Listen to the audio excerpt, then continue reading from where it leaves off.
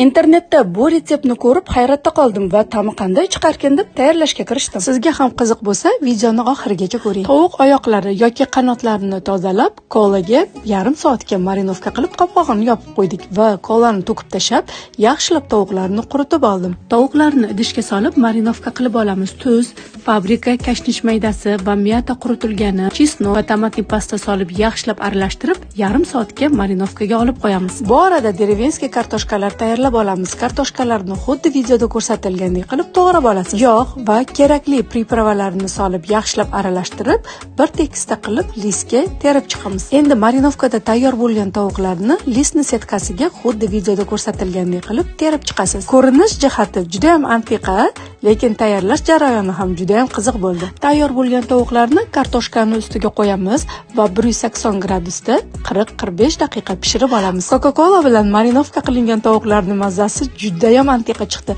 Siz ham aynan shu usulda bir marta tayyorlab ko'ring, mazasi juda ham boshqacha bo'lar ekan. Yoqimli ishtaha.